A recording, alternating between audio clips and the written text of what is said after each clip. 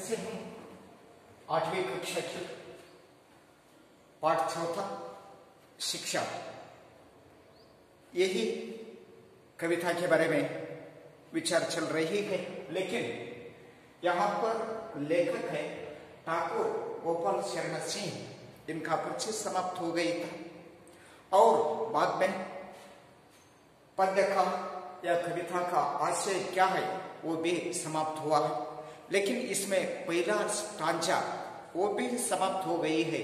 लेकिन फिर से स्टांजा नंबर 1 से आज प्रारंभ करेंगे।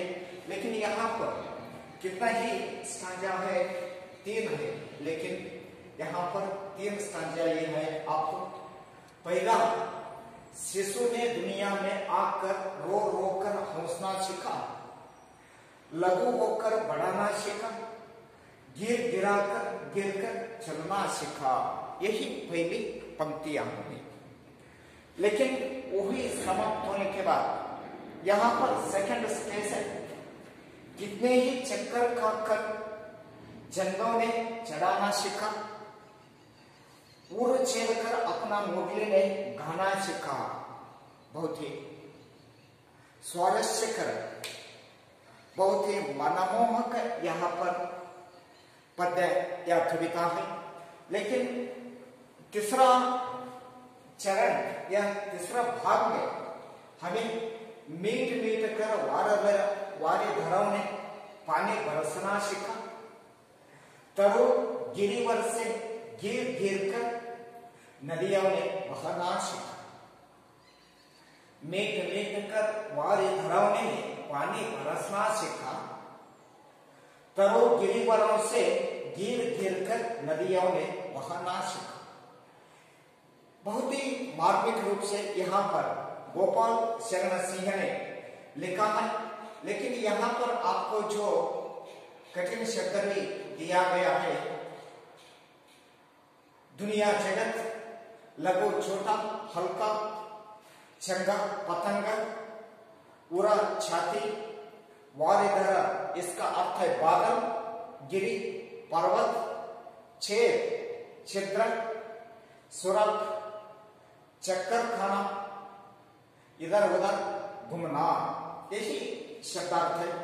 लेकिन यही सब शब्दार्थ समझने के बाद में हम पहले जो पंक्तियां हैं, शिशु ने दुनिया में आकर, जो पहले ही आप फायदा होने के बाद जन्म लेने के ही समय में आप शिशु ही रहता है, लेकिन वही समय आपको चलना ही नहीं आता और हंसना भी न आता। लेकिन पहले ही आपकी जो माता है, माता से जन्म होने के बाद पहले ही आपका काम क्या है? रोना है। शिशु इस दुनिया में आकर पहले ही रोती है। वो रो रो कर बाद में हंसना सीखता है। पहले ही हंसना नहीं सीखा, बाद में सिखाई है। जन्म लेने की ही साथ शिशु या चाइल्ड रोती है। वो डे बाय डे रो कर दिन भर दिन रोने की ही साथ वो शिशु ने हंसने का काम है, वो हंसने का काम सीखता है। लेकिन इसी तरह लघु होकर बढ़ाना सीखा। लेकिन आगे गोपाल शरण सिंह ने, वही शिशु ने आगे चलने का या पैरों पर ठहरने के लिए और इधर से उधर जाने के लिए या अन्य काम करने के लिए आगे सिखाती हैं। वो किस तरह? लघु होकर बढ़ना सीखा, लघु होकर या हल्का होकर वो शिशु ने बढ़ना सीखा है। गिर कर चलना सीखा, वही शिशु ने गिर गिर कर ही चलना सीखा। ये चलने का काम है, बढ़ना का काम है, हौसला का काम है, ये तीनों काम ही है। लेकिन वो काम सीखने के लिए पहले ही से नहीं आया, आपके ही प्रयत्न से ही वो काम आ गया है। इसके लिए सभी विद्यार्थियों ने, वो ग्रामर नहीं आती है या पढ़ने के लिए न आती है, लिखने के लिए न आती है, जिस तरह आपको जो क्वेश्चन आती है, लेकिन आप वो क्वेश्चन पूछने की ही पहले ही आप क्या करना चाहिए, वो पढ़ने का या वो लिखने का काम है, वो काम जरूर ही प्रयत्न करना ही आवश्यकता है। प्रयत्न करना ही तो क्या होता है, क्या वो पर लिखना या पढ़ना या चलना या हौसला या बढ़ना, इस तरह जो काम आता है, जो काम आ जा सकती है। लेकिन पहले ही क्या करना चाहिए, आप ही स्वतः प्रयत्न करना ही आवश्यकता है। और सेकंड पैराग्राफ में यहां पर कितना ही चक्कर खाकर, चक्कर घूमना, चंगों ने चढ़ना सीखा। चंगों कहे तो पतंग या काइट। आप निसर्ग में काइट या चंगों उड़ाते हैं, लेकिन एकदम वो चंगों या पतंगों ने आकाश या गगन पर वो न उड़ाती है, लेकिन पहले ही कितने ही चक्कर कर, बहुत ही चक्कर या घूमते हैं। ये घूमने के बाद में हल्का हल्का ही वो चंगों या पतंगों ने चढ़ आकाश में या गगन में चढ़ने का सीखता है। पहले एकदम आप छोड़ने तो वो पतंग नहीं जाती। इसके लिए पतंग जाने के लिए प्रथम ही उनका काम क्या है, पतंग का काम क्या है, चक्कर मारना। वो चक्कर का कर पतंग ने चढ़ने सीखा, और उसी तरह उड़ चढ़ कर अपने मुरली में गाना सीखा। उड़ चढ़ कर जो मुरली है, वो मुरली में गाना बजाना सीखा। लेकिन गाना बजाना तो एक कलल में एक नाद आने तो बहुत ही मुश्किल की बात है, लेकिन वो गाना बजाने की पहले ही एक काम है, वो काम करना ही तो गाना बजाना का जो काम है आ जाती है। लेकिन इसके लिए उड़ छेद कर अपना मुरली में गाना सीखा।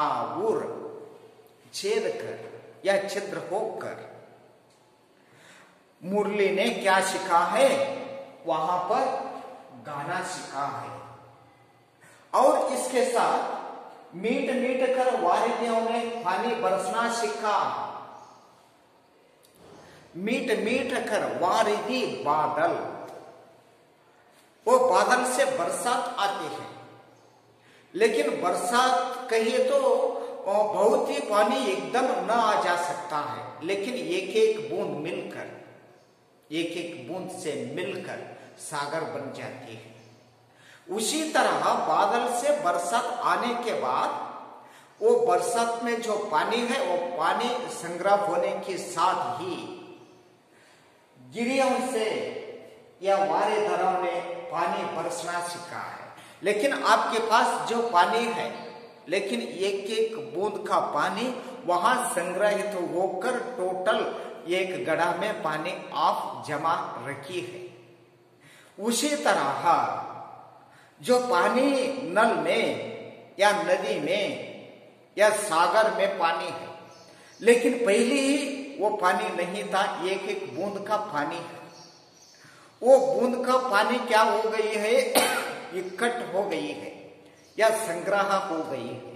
वो संग्रह होने के बाद जिस तरह वारेधरों ने पानी बरसना सीखा है, वारेधरों ने क्या सीखा है, पानी बरसना सीखा है। तरु गिरिवर से गिर गिर कर गिरी पर्वत।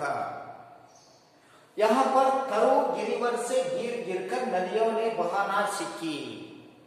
तरु या पर्वत से गिर गिर कर वही पानी ने नदियों ने बहाना सीखी। नदियों में क्या है? वहां पर पानी। पानी कहां से आ गई है? बादल से आ गई। नदी में कितना ही पानी जा सकता है उतना ही पानी बादल से एकदम न आ जा सकी है, लेकिन बूंद की ही रूप में आकर वो संग्रह होने के बाद नदी को जाती है। वो नदी में जाकर वो पानी ने क्या सीखा है? बहना सीखा है। इसी तरह जो आप भी कुछ सीखना चाहिए तो जरूर ही पहली वो काम क्या है? वो काम करना ही तो यही तरह आपको सिखाना आ जा सकता है। लेकिन इस तरह मीट मीट कर वारिदारों ने पानी बरसना सीखा, तरु गिरिवरों से गिर गिर कर नदियों ने बहना सीखा, है ना। इस तरह आपको पढ़ने के लिए क्या पहले ही सिखाना चाहिए। लेकिन यहाँ पर मी है या ट है और मी और क है, र है, वा, री, द, रोम ने, इस तरह पहले ही जो एक एक शब्द है वो एक एक शब्द आप ही जरूरी पढ़ना। वो पढ़ने के बाद आप ही वो शब्द है अलग अलग रूप से रहने तो शब्द है, वो शब्दों को संग्रह करने के साथ आप पढ़ने का काम है, वो पढ़ने का काम सीख जाता है। लेकिन आप जो कुछ भी सिखाने तो ही पहले उनका जो काम है वो काम करना ही आवश्यकता यहाँ पर हो सकता है। इसी तरह डॉक्टर शरण गोपाल सिंह का कवन है वो कवन आज समाप्त हो गई है। इसके अलावा यही पद्य समाप्त होने के बाद यहाँ पर विद्यार्थियों को जो प्रश्न दिया एक वाक्य में उत्तर लिखिए। एक वाक्य में उत्तर लिखिए, ये आपका ही काम। जरूरी आपका जो नोटबुक है या फेयर है वो फेयर में लिख कर लाना ही यहाँ पर आवश्यकता है। और इसके साथ नेक्स्ट यहाँ पर सेकंड क्वेश्चन है, 2-3 वाक्य में उत्तर लिखिए और अनुरूपता शब्द लिखिए। चंगा, चढ़ाना, वारेगा, इस तरह जोड़कर लिखिए।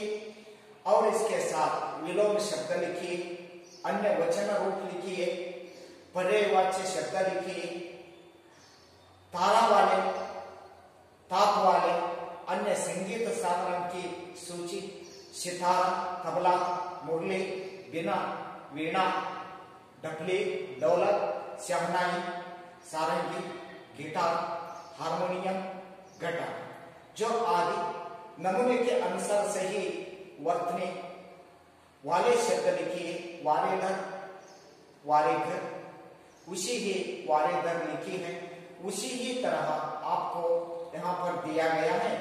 लेकिन इसके साथ हम यहाँ पर पूरक वाचन आती है, पढ़िए और लिखिए।